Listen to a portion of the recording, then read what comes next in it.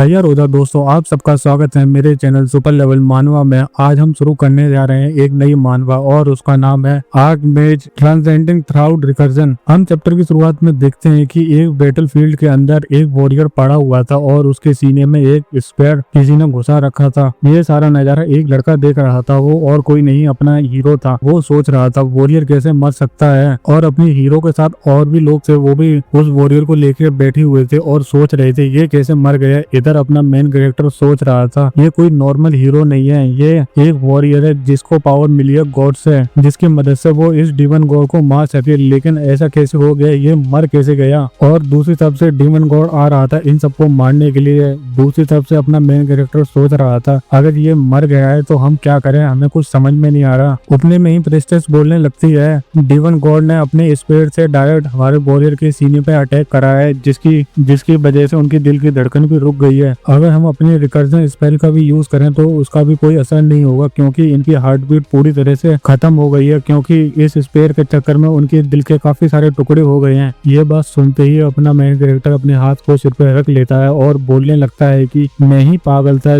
जिसको मैंने अपनी टीम का लीडर बना दिया, ये मेरी जिंदगी की सबसे बड़ी गलती थी। उतने में उसके बगल में एक लड़की खड़ी हुई थी, वो बोलने लगती है मिखेल तुम्हारे पास कोई और मेथड है, इस बात को तो छोड़ो, तुम अभी हम क्या करें क्या ना करें तुम हमें बता सकते हो क्या। ये बात सुनते ही एक बारबेरियन जैसा दिखने वाला इंसान बोलने लगता है तुम एक 9 सर्कल मेज हो, क्या तुम्हारे पास ऐसी कोई स्पेल नहीं है जिसकी मदद से हम सब बच सकें या हम इस डीमन किंग को मार सकें। ये बात सुनते ही अपना मेन कैरेक्टर बोलने लगता है हाँ मेरे पास काफी सारी स्पेल्स हैं, लेकिन ये सारी स्पेल मैंने बनाई थी सिर्फ वॉरियर के लिए, क्योंकि मुझे पता था सब लोग मर जाएंगे लेकिन वॉरियर जिंदा रहेगा। मुझे ये क्या पता था कि सबसे पहले यही मरेगा। जिस वक्त ये मरा था उस वक्त से हम सबकी मौत तय हो गई थी, क्योंकि हम अब कुछ नहीं कर सकते, हम बस मरने का इंतजार कर सकते हैं। इतना सुनते ही उन सबको गुस्सा आ रहा था और वो बोले जा रहे थे नहीं तुम कुछ ना कुछ तो करोगे, और वैसे भी हम लोगों ने शुरू से ही बोला था तुम ही लीडर बनो, लेकिन तुम नहीं माने, तुमने इस इडियट को हमारी टीम का लीडर बना दिया। देखो हम आके कहाँ खड़े हो गए हैं, तुम जल्द से जल्द कुछ सोचो। इतना सुनते ही अपना मेन कैरेक्टर भी सोचने लगता है और वो पुरानी बातों को याद कर रहा था। वो सोच रहा था मैं एक च्यूसन बनता, मुझे दोनों तरफ से ऑप्शन मिले थे, मैं वॉरियर भी बन सकता था क्योंकि मेरे पास ऑप्शन था, लेकिन मैंने वॉरियर को नहीं चुना, मैंने गिव अप कर दिया क्योंकि मुझे लगता था कि मैं अनवर्दी हूँ। इस वजह से मैंने अपनी पोजीशन इस कमीने को दे दी, लेकिन ये मर गया और ये मेरी जिंदगी की सबसे बड़ी गलती थी। अगर मैं अपनी वॉरियर की पोजीशन इसको नहीं देता तो आज बात कुछ अलग होती और हम आसानी से जीत सकते थे। उतने में ही अपना मेन कैरेक्टर बोलने लगता है मैं एक अपनी स्पेल को तैयार कर रहा हूँ जो कि मैंने अभी तक सीखी है, इस वजह से मुझे थोड़ा बहुत टाइम चाहिए, क्या तुम मेरे लिए कुछ टाइम बाय कर सकते हो। उतने में ही एक बारबेरियन बोलने लगता है ठीक है ये सारी चीजें हम तुम पे छोड़ते हैं, मैं तुम्हारे लिए इनफ टाइम बाय करूंगा चाहे कुछ भी हो जाए। जैसे ही ये सारे सब बारबेरियन बोलता है उतने में ही आर्चर भी बोलने लगती है कि तुम चिंता मत करो, मैं तुम्हारी पीछे से हेल्प करूंगी और तुम्हें कवर दूंगी। इतना सुनते ही बारबेरियन भी बोलने लगता है ठीक है तुम मेरी हेल्प प्रोवाइड कराना, बाकी सब मैं देख लूंगा। और वो सीधे उन पे जाके अटैक करने लगता है और पीछे से अपना मेन कैरेक्टर स्पेल को कास्ट करने में लगा हुआ था। वो सोच रहा था मैं अपना दिमाग यहाँ से डाइवर्ट नहीं कर सकता, इस वजह से मुझे यहाँ पे ध्यान लगाना पड़ेगा। दूसरी तरफ से आर्चर भी बारबेरियन की हेल्प प्रोवाइड करा रही थी, वो पीछे से अपने काफी सारे तीर छोड़ रही थी। फिर हमको थोड़ी देर में दिखाते हैं वहाँ पे काफी सारे डीमन मरे पड़े हुए थे, उन सबको मारते मारते उन सबकी हालत खराब हो रही थी, खासकर अपने आर्चर की, उसमें तो इतनी भी जान नहीं बची थी, वो बेचारा सीधा खड़ा हो ले। और वो सामने देखता है बारबेरियन को काफी सारे छोटे छोटे डीमन काटने में लगे हुए थे। वो बारबेरियन बोले जा रहा था इनका आना खत्म ही नहीं हो रहा, मैंने यानी कितने सारे डीमन को मार दिया लेकिन ये खत्म नहीं हो रहे। उतने में वहाँ पे डीमन गॉड आ जाता है और उसको देख के वो बारबेरियन बोलने लगता है इस कमीने को क्या अभी आना था, मैं यहाँ इतनी दिक्कत में हूँ। उतने में डीमन गॉड एक अटैक कर देता है अपने बारबेरियन पे। इधर डीमन गॉड उस पर पूरी तरह से अटैक कर पाता, उतने में ही अपनी आर्चर एक अटैक कर देती है डीमन गॉड पे। वो बोले जा रही थी ये मेरा सबसे स्ट्रॉन्गेस्ट अटैक है और साथ में ये मेरा आखिरी अटैक है, बाकी ये सब कुछ मैं तुम्हारे ऊपर छोड़ रही हूँ। और वो अटैक कर देती है, लेकिन अपना डीमन गॉड उसको बीच में ही उसकी गर्दन को काट के फेंक देता है। लेकिन अपने आर्चर ने अटैक कर दिया था, लेकिन उसकी अटैक से उसको खास कोई असर नहीं पड़ा था, उसके बाद थोड़ा बहुत ही खून निकला था। उन सबकी इतनी बुरी हालत देख के और डेमन किंग की इतनी पावर को देख के अपनी प्रेस्टेस भी आगे बढ़ जाती है और वो बोलने लगते हैं मिखेल मैं तुम्हारे ऊपर सब कुछ छोड़ रही हूँ, क्योंकि ये सारी शुरुआत तुमने ही करी थी और हम सबको तुम पे विश्वास है, तुम सब कुछ कंप्लीट कर दोगे। इतना सुनते ही अपना मिखेल भी खुश हो जाता है। वो बोलने लगता है तुम चिंता मत करो, मैं अपने स्पेल को जल्द से जल्द कास्ट करूंगा। इधर अपनी प्रिंसेस जमीन पे बैठ जाती है और वो एक स्पेल कास्ट करने लगती है। जैसे ही उसके चारों तरफ काफी सारे डीमन आ जाते हैं, वो अपने आप को सेल्फ डिस्ट्रक्ट कर लेती है। उसकी मदद से वहाँ पे जितने भी डिमोनिक मॉन्स्टर आ रखे थे उन सबको मार देती है वो। और उसको ऐसा करते हुआ देख अपना मिखेल बोलने लगता है तुम सबने मेरे लिए काफी टाइम बाय कर दिया, अब मैं इन सबको दिखाऊंगा कि एक 9 सर्कल का मेज क्या क्या कर सकता है, क्योंकि मेरी स्पेल कंप्लीट हो चुकी है। जैसे अपने मिखेल की स्पेल पूरी तरह से कंप्लीट होती है, वो बोलने लगता है तुम सब भाड़ में जाओ, अब तुम मरोगे। और वो ऊपर से मीटियोर स्ट्राइक करने लगता है और उस स्ट्राइक को देख के वहाँ पे जितने भी डीमन थे उन सब की भी फट जाती है। वो सोच रहे थे ये कहाँ से आए, और अपना मेन कैरेक्टर उन सब पे अपने मीटियोर पे अटैक करने लगता है एक एक करके। और थोड़ी देर में दिखाते हैं वहाँ पे काफी सारे गड्ढे हो गए थे और काफी सारे डीमन भी मर चुके थे। और अपना मेन कैरेक्टर सोच रहा था फाइनली मैंने इस कमीने को हरा ही दिया। जैसे ही वो सामने देखता है वहाँ पे डीमन गॉड अब भी खड़ा हुआ था और उसके साथ में काफी सारे डीमन अब भी जिंदा थे। और डीमन गॉड इस वजह से और नहीं मरा था क्योंकि वो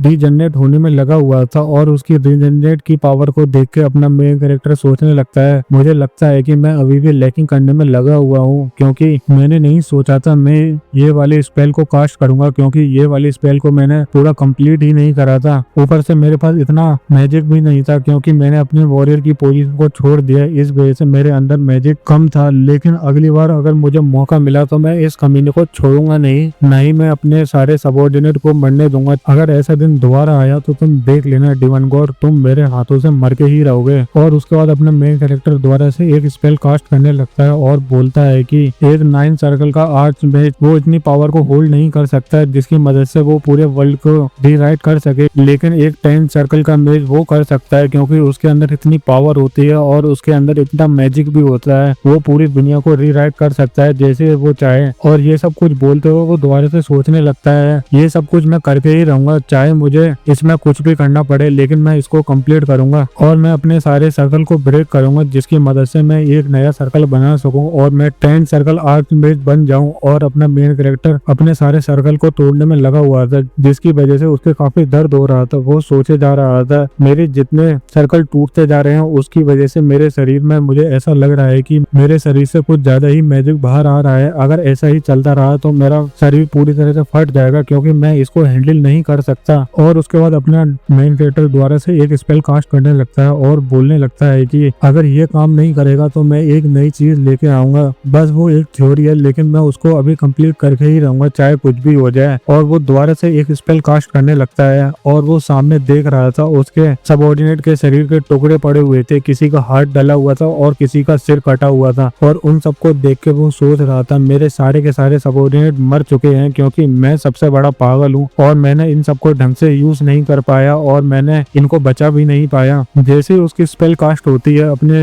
मेन कैरेक्टर के ऊपर एक व्हाइट कलर की रोशनी आके पड़ती है और वो लाइट धीरे धीरे करके कम होने लगती है। इधर अपना मेन कैरेक्टर सोच रहा था डैम इट, मैंने सोचा था मैं उसको कंप्लीट कर लूंगा लेकिन मैं उसको नहीं कर पाया। और ये सब कुछ बोलने के बाद वो सोचने लगता है मेरे सारे सबऑर्डिनेट मर गए और ना जाने कितने लोग मरे हैं और इतने सारे लोगों की जान गए, उसके बाद भी ये मरा नहीं। और अपना मेन कैरेक्टर सामने देख रहा था, सामने से अपने डीमन गॉड उस पर तो कुछ हुआ ही नहीं था, वो अपने मेन कैरेक्टर पर अटैक करने के लिए पूरी तरह से तैयार था। इधर अपना मेन कैरेक्टर सोच रहा था अगर ये वाली टेक्निक काम नहीं आई तो कोई सी टेक्निक काम नहीं आने वाली, लेकिन यहाँ पे कुछ मिरेकल हो गया तो क्या पता मैं दोबारा से अपनी जिंदगी शुरू कर सकूं। अगर मैंने अपनी जिंदगी दोबारा से शुरू करी तो मैं अपने प्लान के अंदर सक्सेड होके ही रहूंगा चाहे कुछ भी हो जाए, क्योंकि मैं एक गलती बार बार नहीं करूंगा। मैं अगली बार अपनी टीम को बनूंगा हीरो और लीडर। और सामने से अपना डीमन गॉड उस पर अटैक कर रहा था और दूसरी तरफ से अपना मेन कैरेक्टर सोचना बंद नहीं करता, वो तो सोचे ही जा रहा था चाहे कुछ भी हो जाए अगली बार मैं किसी अनक्वालिफाइड को वॉरियर नहीं बनने दूंगा, मैं ही वॉरियर बनूंगा। क्योंकि मैंने इस बार इस बंदे पे बिलीव करा तो यहाँ पे कितनी सारी जानें चली गई और ये कमीना सबसे पहले मारा है हम सब में। अपना मेन कैरेक्टर इतना ही सोच पाता है, दूसरी तरफ से अपना डीमन गॉड मेन कैरेक्टर पर अटैक कर देता है। उतने में ही अपने मेन कैरेक्टर को आवाज आने लगती है यंग मास्टर यंग मास्टर। इधर अपना मेन कैरेक्टर आंख खोलते हुए सोच रहा था मुझे ये वाली आवाज कुछ फैमिलियर सी लग रही है। जैसे ही अपना मेन कैरेक्टर उठ के बैठता है वो बोलने लगता है बटलर। इतना सुनते ही अपना बटलर के आंखों में आंसू आ जाते हैं, वो बोलने लगता है हाँ मैं आपका बटलर हूँ, आप मुझे बताइए आप कैसा फील कर रहे हो। इधर अपना मेन कैरेक्टर चारों तरफ देख रहा था, वो सोच रहा था ये सारी चीजें मुझे कुछ जानी पहचानी सी लग रही हैं। और वो सारी चीजें देखने के बाद मिखेल बोलने लगता है, तुम मुझे ये बताओ ये कौन सी साल है और डेट। इतना सुनते ही अपना बटलर पागल सा हो जाता है और वो बोलने लगता है, यंग मास्टर आपको क्या हो गया, आपके सिर में दर्द हो रहा है क्या? क्या उस कमीने ने आपके सिर में कुछ ज्यादा ही तेज अटैक कर दिया? आप मुझे बताइए, क्या मैं डॉक्टर को बुला दूं? उतने में मिखेल बोलने लगता है, नहीं नहीं, तुम मुझे बस इतना बताओ ये कौन सी साल है और कौन सी डेट है। फिर अपना बटलर बताने लगता है, आज 4th month एंड 32 ईयर है। इतना सुनते ही अपना मेन कैरेक्टर अपने हाथ को देखने लगता है और सोचता है कि मैं 20 साल पहले आ गया, मुझे लगा नहीं था वो रिकर्जन मैजिक काम करेगा, लेकिन मैंने उसको कंप्लीट कर दिया। भले उसको कंप्लीट करने के चांस सिर्फ 1% थे, लेकिन मैंने उसको कंप्लीट कर दिया। मैं आखिरकार पीछे आ ही गया। और ये सब कुछ सोचते हुए अपना मेन कैरेक्टर कुछ ज्यादा ही खुश हो रहा था। वो पागल की तरह बोलने लगता है, आखिरकार मैंने ये सब कुछ कर ही दिया। उतने में ही वो सोचने लगता है, नहीं नहीं, पहले मैं एक चीज चेक करूंगा। और वो अपने सर्कल को बाहर निकाल लेता है और वो देखता है कि उसके पास सिर्फ 3 सर्कल हैं, वो भी पूरी तरह से कंप्लीट नहीं है। और उन सर्कल की इतनी बुरी हालत को देख के अपना मेन कैरेक्टर सोचने लगता है कि ये इतने बुरे सर्कल हैं जिसको मैं किसी को दिखा भी नहीं सकता। ऊपर से मैं मार्गेस फैमिली में पैदा हुआ हूँ जो कि सिर्फ मैजिक के लिए ही फेमस है, और मैं यहाँ पे देखो मैं सिर्फ एक 3rd सर्कल का मेज हूँ, वो भी इनकम्प्लीट। उतने में ही अपना मेन कैरेक्टर बोलने लगता है, लेकिन तुम मुझे ये बताओ ये सारी बैंडेज मेरे माथे पे क्यों लगी हुई है? फिर अपना बटलर बोलने लगता है, क्या आप ये सारी बातें भूल गए? उतने में ही अपना मेन कैरेक्टर बोलने लगता है, नहीं नहीं, रुको रुको, मैं फिगर आउट करता हूँ मैंने क्या करा क्या नहीं। फिर वो सोचने लगता है और बोलता है कि मैं काफी डिप्रेस हो रखा था, इस चक्कर में मैंने सुसाइड करने की कोशिश करी। फिर अपना बटलर बोलने लगता है, नहीं, अगर ऐसी बात है तो मुझे एलिन ने पीटा होगा, क्योंकि मेरी एंगेजमेंट उसने आके तोड़ दी और मैं उसके सामने बोल रहा था मैं नहीं तोड़ने वाला, इस वजह से मुझे लग रहा है उसी ने मुझे पीटा होगा। इधर अपना बटलर को जवाब नहीं दे रहा था और उसके ऐसी शक्ल को देख के अपना मेन कैरेक्टर बोलने लगता है कि मुझे समझ में आ गया तुम्हारे एक्सप्रेशन से, मुझे उसने ही पीटा है। फिर अपना मेन कैरेक्टर एलिन के बारे में बताने लगता है, वो भी 20 साल की है और इसकी एंगेजमेंट हुई थी जब ये दोनों 20 साल के थे। और वो सोचने लगता है कि इस बात को तो मैं कभी नहीं भूलने वाला। और ये सब कुछ सोचते सोचते वो एक शीशे के सामने आ जाता है और अपने बटलर से पूछने लगता है, तुम मुझे ये बताओ डुकेल फैमिली ने कैसा रिस्पॉन्स करा ये सारी हरकतों के बाद? इतना सुनते ही अपना बटलर भी बोलने लगता है, उन्होंने अभी तक कोई रिस्पॉन्स नहीं करा। इतना सुनते ही अपना मेन कैरेक्टर भी शॉक हो जाता है। वो बोलने लगता है, क्या उन्होंने अभी तक रिस्पॉन्स नहीं करा? चलो ठीक है, अच्छा रहा उन्होंने अभी तक कोई रिस्पॉन्स नहीं करा। और वैसे भी वो अभी ऐसे पोजीशन में नहीं है जो कि वो अभी कुछ कर सके और हमारे खिलाफ जा सके। और वो पुरानी बातों को याद करने लगता है जब अपना मेन कैरेक्टर एलिन के सामने बैठा हुआ था और उससे बोल रहा था एंगेजमेंट मत तोड़ो, लेकिन अपने एलिन ने उसको कूट काट के फेंक दिया। और ये सब कुछ सोचने के बाद वो बटलर को बाहर निकालते हुए बोलने लगता है, चलो चलो यहाँ से तुम बाहर जाओ, मुझे कुछ करना है अपने ऊपर। और उसके बाद वो बटलर को बाहर निकाल लेता है, लेकिन अपना बटलर जाना नहीं चाहता। फिर अपना मेन कैरेक्टर बोलने लगता है, मैं तुम्हें बाद में बुला लूंगा जब मुझे जरूरत पड़ेगी, बस तुम यहाँ से जाओ। और अपना बटलर वहाँ से जाते हुए बोल रहा था, यंग मास्टर प्लीज आप मुझे बुला लेना और साथ में आप उस लेडी से मिलने मत जाना। क्या आप मेरी बात को समझ गए? इतना सुनते ही अपना मेन कैरेक्टर बोलने लगता है, हाँ हाँ मैं समझ गया,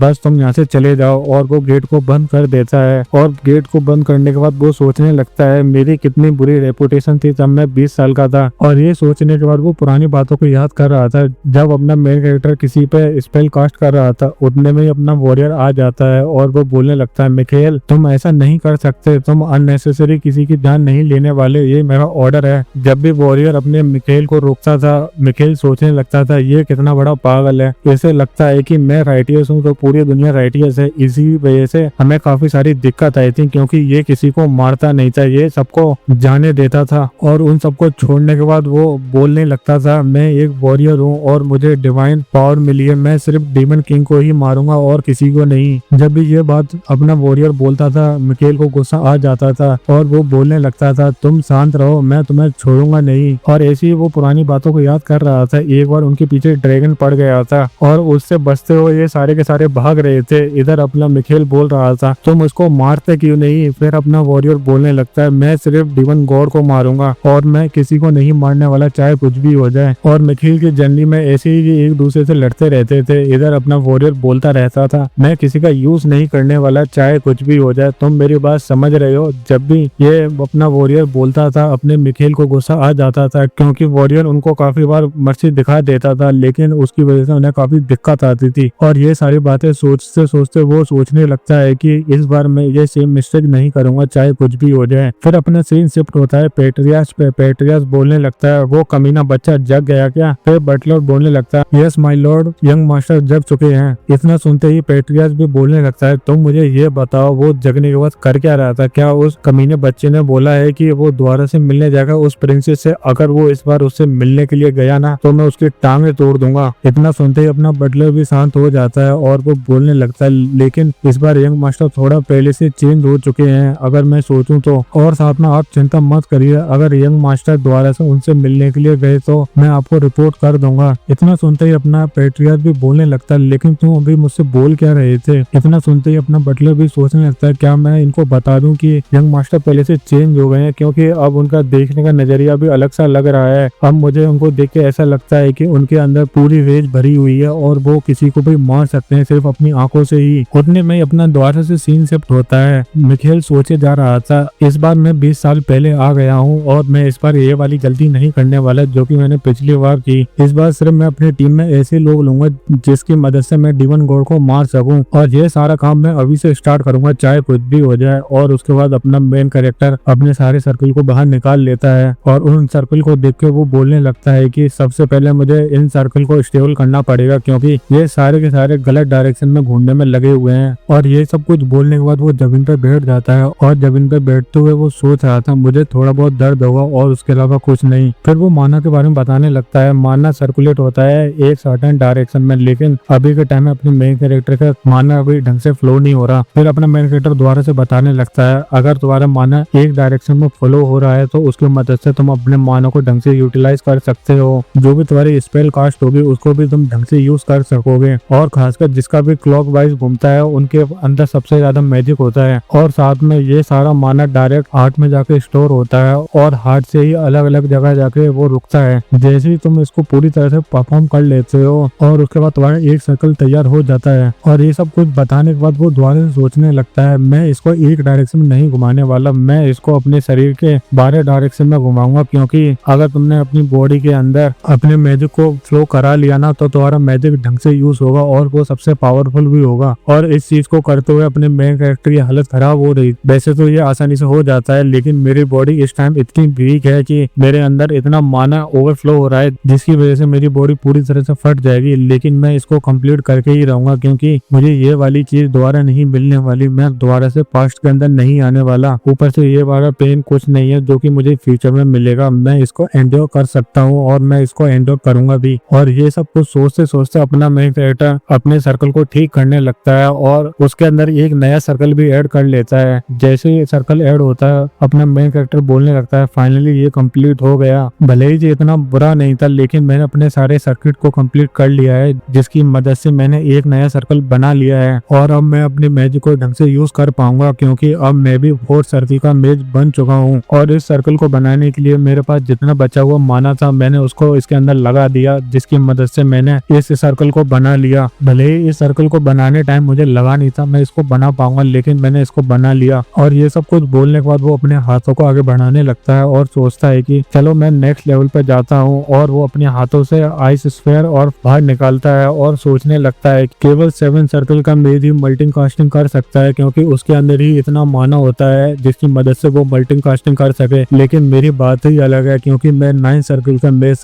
मैं डबल कास्टिंग कर सकता हूँ वो भी आसानी से। भले ही मैं अभी थोड़ी देर के लिए कर सकता हूँ क्योंकि मेरे अंदर ज्यादा मैजिक नहीं है लेकिन मैं मल्टी कास्टिंग कर सकता हूँ। और ये सब कुछ मेरे कल्टीवेशन की मदद से हुआ है जो कि मैंने पिछली लाइफ के अंदर सीखी थी। और ये सब कुछ सोचते हुए वो दोबारा से अपने मैजिक को देखते हुए सोच रहा था अब मैं इस सब को यूज कर सकता हूँ क्योंकि मुझे इन सब की जानकारी पहले से ही है। मुझे अपने मानव को जल्द से जल्द बढ़ाना ही पड़ेगा चाहे कुछ भी हो जाए। अगर ऐसा ही चलता रहा तो मैं कुछ नहीं कर पाऊंगा। और ये सब कुछ सोचते हुए अपना मेन कैरेक्टर काफी खुश भी हो रहा था। फिर वो बोलने लगता है मुझे जल्द से जल्द ये सारी चीज को रिजोल्व करना पड़ेगा जो कि मैंने ये सब कुछ फैलाया है। उतने में उसके कमरे का गेट खुलता है और उसका पिता आते हुए बोलने लगता है मिखेल तू कमीने बच्चे तुझे पता है तूने क्या क्या काम करा है क्या क्या नहीं। फिर अपने मेन कैरेक्टर बोलने लगता है हाँ मुझे पता है मैंने क्या करा है। इतना सुनते ही अपने मिखेल के फादर भी बोलने लगते हैं हाँ तुम्हें पता है ना तुमने क्या करा है लेकिन तुम ऐसा कैसे बोल सकते हो। और अपना पेट्रियार्क भी शौक हो जाता है और वो दोबारा से बोलने लगता है क्या तुमने अभी जो बोला मैंने वही सुना है, तुम्हें पता है तुमने क्या गलती करी है। और अपने फादर का ऐसा चेहरा देखकर मिखेल भी बोलने लगता है हाँ मुझे पता है मैंने क्या गलती करी है क्या नहीं। मैंने अपनी फैमिली की रेपुटेशन पूरी तरह से तबाह कर दी। आप मुझे ये बात बताइए क्योंकि ये बात मुझे पहले से ही पता है। इतना सुनते ही पेट्रियार्च भी बोलने लगते हैं, अगर तुम्हें ये चीज पहले से ही पता है तो मैं तुम्हारी टांगों को तोड़ सकता हूँ ना। और अपने फादर को ऐसा देख मिखेल भी बोलने लगता है, नहीं नहीं तुम मेरी बात को सुनो, मेरा ऐसा मतलब नहीं था, क्योंकि मेरे पास एक प्लान है जिसकी मदद से ये सब कुछ रिजॉल्व हो सकता है। इतना सुनते ही पेट्रियार्च भी बोलने लगता है, हाँ तुम मुझे बताओ तुम्हारा प्लान क्या है। फिर अपना मेन कैरेक्टर बोलने लगता है, अगर मैं सच बात बोलूं तो डिफडम उन्होंने रिक्वेस्ट करी थी, वो भी एक तरफा इस एंगेजमेंट को तोड़ने के लिए, लेकिन ये बात सही नहीं है। इतना सुनते ही अपने मेन कैरेक्टर के फादर भी बोलने लगता है, इसी वजह से तो वो अपने आप को सोच रहे हैं वो सेल्फ राइटियस हैं। चलो तुम मुझे आगे बताओ तुम्हारा प्लान क्या है, क्योंकि अपने पेट्रियार्च को भी मजे आ रहे थे और वो बोलने लगता है, अगर मैं तुम्हारे वर्ड को ध्यान से सुनूं तो मुझे लगता है तुम्हारे पास कोई ढंग का प्लान होगा, चलो तुम मुझे बताओ। इतना सुनते ही मिखेल भी बोलने लगता है, हाँ मेरे पास अच्छा प्लान है, अगर मैं बताऊं तो। इतना बोलते ही वो भी सोचने लगता है, मैं मिखेल जब तक मैं 23 साल का नहीं हुआ था तब तक मेरी फैमिली के अंदर और पूरे इस एम्पायर के अंदर मेरी कोई इज्जत नहीं थी, क्योंकि मैं पागल था एलिन के पीछे और वो मुझे बहू ही नहीं देती थी। वो सोचती थी मैं तो सिर्फ एक पागल था, थर्ड मेज का एक मैजिशियन हूँ और उसके अलावा कुछ नहीं। और वो पुरानी बातों को भी याद कर रहा था। अपना मिखेल एलिन के सामने झुक के बैठ गया था और उसके सामने बोले जा रहा था, प्लीज मुझसे एंगेजमेंट कर लो, लेकिन एलिन मानी नहीं। वो बोले जा रही थी, मैं नहीं करने वाली किसी भी ऐसे बेकार से इंसान के साथ शादी, चाहे कुछ भी हो जाए। तुम कितने वीक हो, ऊपर से तुम्हें मैजिक का भी यूज करना नहीं आता। ऊपर से एलिन मुझसे काफी नफरत भी करती थी क्योंकि मैं ऐसी हरकतें ही करता था उसके सामने, और उन्हीं हरकतों की वजह से उसने मेरी एंगेजमेंट तोड़ दी थी और मुझे पीट के वहां से चली गई थी और जाते हुए मुझसे बोल रही थी, मैं तुम जैसे घटिया इंसान से कभी भी एंगेजमेंट नहीं करने वाली क्योंकि तुम अनवर्दी हो। और ये बात जब एलिन ने मिखेल को बोली थी, अपने मिखेल की हालत खराब हो रही थी। वो सोचे जा रहा था मैं कितना घटिया इंसान हूँ जो कि मैं इसके आगे पीछे नाच रहा था और मैंने सोचा कि ये एंगेजमेंट नहीं तोड़ेगी। फिर अपना सीन प्रेजेंट में आ जाता है और प्रेजेंट के अंदर अपना मेन कैरेक्टर बोले जा रहा था, फादर आप मुझे बताइए उन्होंने कैसी कंडीशन रखी थी जब वो हमारे पास आए थे एंगेजमेंट के लिए। फिर उसके फादर बताने लगते हैं, वो तो कुछ बड़ी बात नहीं, उन्होंने हमें कुछ माइनर ट्रेनिंग के बारे में बताया था, ऊपर से उन्होंने हमें ये भी बताया था इस ट्रेनिंग की मदद से तुम सक्सेसर बन सकते हो, वो भी ग्रेड माने के, और तुम काफी सारे स्पेल को कास्ट कर सकते हो और उन्हें मिक्स भी कर सकते हो। इतना सुनते ही अपना मिखेल भी बोलने लगता है, हाँ आप सही बोल रहे हो, क्योंकि किसी भी फैमिली का सक्सेसर होना वही सबसे बड़ी बात होती है। ऊपर से मेज और नाइट के अंदर ब्लड लाइन भी काफी इफेक्ट करती है, अगर तुम्हारी ब्लड लाइन स्ट्रॉन्ग है तो तुम भी स्ट्रॉन्ग बन के ही रहोगे चाहे कुछ भी हो जाए। और ये सब कुछ सोचने के बाद वो दोबारा से बोलने लगता है, मैं आ रहा हूँ अपने पॉइंट के ऊपर, अगर आप फादर सोचिए एलिन ने अपने प्रॉमिस को तोड़ दिया तो क्या होगा। इतना सुनते ही पेट्रियार्च भी शॉक हो जाते हैं और उनके ऐसे चेहरे को देख के मिखेल भी सोचने लगता है इनका एक्सप्रेशन पहले से चेंज हो गया है। और वो बोलने लगता है, भले ही मैं वहाँ पे गया था प्रोटेस्ट करने के लिए क्योंकि मैं नहीं चाहता था वो एंगेजमेंट तोड़े, लेकिन मुझे एलिन के अंदर कुछ अलग सा महसूस हुआ। इतना सुनते ही पेट्रियार्च भी बोलने लगते हैं, तुम मुझे बताओ तुम्हें उसके अंदर क्या अलग लगा। इतना सुनते ही अपना मिखेल भी बोलने लगता है, हाँ आप सही सोच रहे हो, उसने पहले से ही वो सारी चीजें सीख ली है जिसकी मदद से वो नाइट्स बन सके,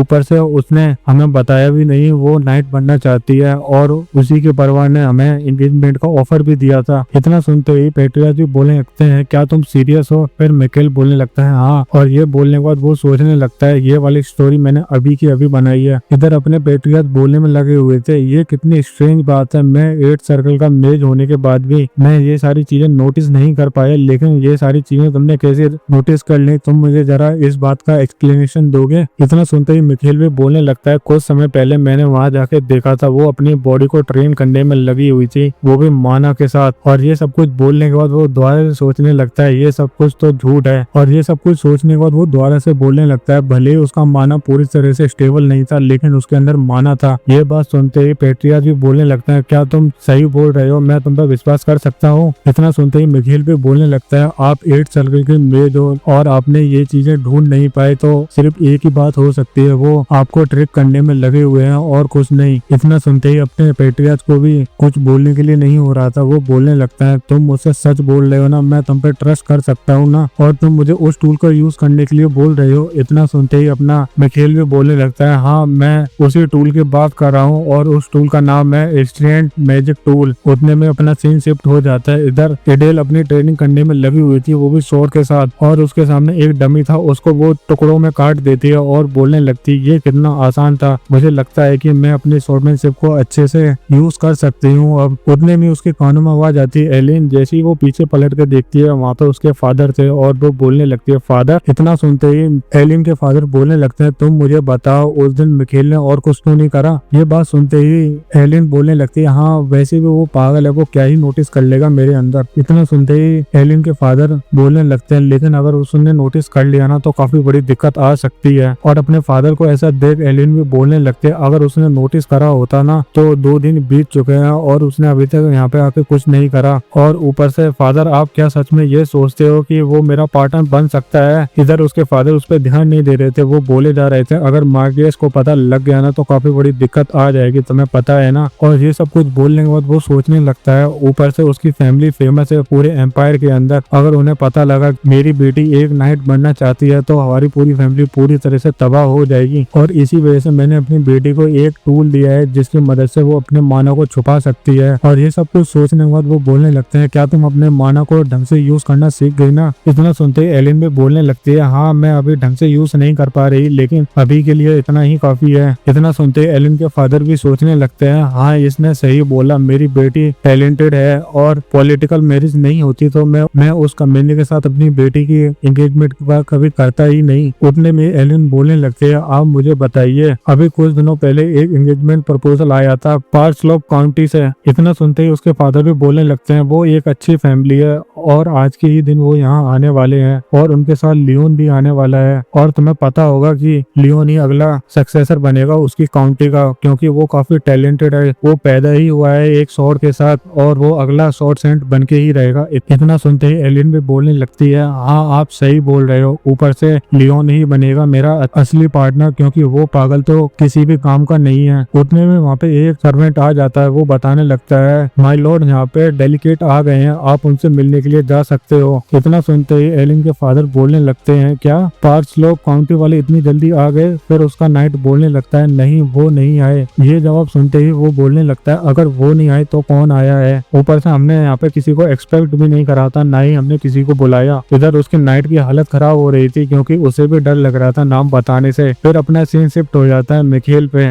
मिखेल आ गया था एलिन के घर के बाहर। इधर उसके बटलर की हालत खराब हो रही थी, वो बोले जा रहा था क्या आप सच में यहाँ अंदर जाने वाले हो? अगर आप अंदर गए तो काफी बड़ी दिक्कत आ सकती है क्योंकि 2 दिनों पहले उसने आप पे अटैक करा था, आप भूले तो नहीं हो ना? इधर अपने मिखेल को गुस्सा आ रहा था, फिर वो बोलने लगता है तुम थोड़ा पीछे ही रहना, मैं सब कुछ संभाल लूंगा। और ये बोलने के बाद वो पुरानी बातों को याद करने लगता है जब वो अपने फादर से बात कर रहा था और उसके फादर बोल रहे थे क्या सच में एशियन टूल से सब कुछ पता लग जाएगा? फिर अपना मिखेल बोलने लगता है हाँ, ऊपर से मैंने उस दिन इसी वजह से वो पागलों वाली हरकतें करी थी और वो मुझ पे अटैक करे क्योंकि मुझे भी पता लग गया था वो हमारे साथ एंगेजमेंट तोड़ना चाहते हैं, इस वजह से मैंने ये सारी हरकतें करी थी। इतना सुनते ही उसके फादर भी बोलने लगते हैं तुम मुझसे बोल रहे हो कि एलिन को ये सब कुछ पता था और उसके बाद वो यहाँ आके एंगेजमेंट को तोड़ के गई है। इतना सुनते ही मिखेल भी बोलने लगता है हाँ वो इसी वजह से यहाँ आई थी, वो इस एंगेजमेंट को तोड़ने के लिए ही आई थी। इधर अपने पेट्रियाज की हालत खराब हो रही थी, वो बोलने लगते हैं अगर ये सब कुछ झूठ निकला ना तो हमारी फैमिली की पूरी तरह से नाक कट जाएगी। अगर तुम सच बोल रहे हो तो मैं एलिन की फैमिली को छोड़ूंगा नहीं क्योंकि वो हमारे साथ ऐसा नहीं कर सकते। और इस बात को तुम ध्यान रखना, मैं तुम्हारे बर्ड पे ट्रस्ट करने में लगा हुआ हूँ, अगर तुम्हारी बात झूठ निकली तो तुम इतनी बात को तुम ध्यान रखना, ये सारी चीजों की रिस्पॉन्सिबिलिटी तुम्हें ही लेनी पड़ेगी। इतना सुनते ही मिखेल भी सोचने लगता है मेरे फादर मुझ पे कितना सारा प्रेशर डाल रहे हैं और ये तो एक्सपेक्टेड था क्योंकि वो मेरे फैमिली के पेट्रियाज हैं, ऊपर से इस एम्पायर के सबसे बड़े मेज हैं। और ये सब कुछ सोचने के बाद वो दांत फाड़ते हुए बोलने लगता है हाँ मैं सब कुछ सच बोल रहा हूँ और ये सारे सबूत मैं आपको अपने हाथों से दूंगा, सिर्फ आप मुझे एक मौका दो। फिर उसके फादर भी मान जाते हैं, फिर वो खड़े होते हुए बोलने लगते हैं मैं तुम्हारी बातों पे ट्रस्ट कर रहा हूँ, ये बात को तुम अपने दिमाग में घुसा लो, अगर तुम्हारे शब्दों के अंदर छोटी सी बात झूठ निकली ना तो तुम ध्यान रखना मैं तुम्हारे साथ क्या क्या करूंगा क्या क्या नहीं। और साथ में मैं तुम्हें एक बात और बताना चाहता हूँ, अगर तुम्हारी बात सच निकली ना तो तुम हमारी फैमिली के सक्सेसर टाइटल में आ सकते हो, अगर ये बात झूठ निकली तो तुम्हें हम अपनी फैमिली से बाहर निकाल देंगे, तुम एक कॉमनर बन के रह जाओगे। तो तुम मुझे बताओ तो तुम आगे कुछ करना चाहते हो कि नहीं? इधर अपना मेन कैरेक्टर बोलने लगता है ऑफकोर्स मैं करूंगा चाहे कुछ भी हो जाए। इतना सुनते ही पेट्रियाज भी शौक हो जाते हैं और बोलने लगते हैं ऑल राइट चलो तुम करके बताओ जो कि तुमने मुझसे बोला है। फिर अपना सीन प्रेजेंट में आ जाता है। प्रेजेंट के अंदर उसका बटलर बोले जा रहा था यंग मास्टर मुझे कुछ अच्छा फील नहीं हो रहा, ऊपर से हमारी फैमिली की रेपुटेशन खराब हो जाएगी अगर आप यहाँ आकर दोबारा से पिटे तो अच्छा रहेगा हम जल्द से जल्द वापस लौट जाएं, क्योंकि हमें अपनी इज्जत प्यारी है। इधर अपना मिखेल सोच रहा था ये कितनी आवाज करने में लगा हुआ है, दूसरी तरफ से बटलर बोले जा रहा था अब इस स्टेट के अंदर दोबारा वापस आए हो, आपके साथ 2 दिन पहले क्या हुआ था आपको क्या पता नहीं। इतना सुनते ही मिखेल भी बोलने लगता है चलो हम सब आगे चलते हैं। ये बात सुनते ही अपना बटलर शौक हो जाता है और बोलने लगता है क्यों आप अंदर क्यों जाना चाहते हो। फिर मिखेल बोलने लगता है तुम चिंता मत करो, मेरे पास एक प्लान है जिसकी मदद से मैं ये सब कुछ करके ही रहूंगा। और ये वाला चैप्टर यहीं खत्म होता है। वीडियो अच्छी लगे तो लाइक करो, कमेंट करो एंड सब्सक्राइब भी करो। अगर आप इस मानवा को आगे बढ़ाना चाहते हो तो इस वीडियो पे कम से कम 50 लाइक कर दो।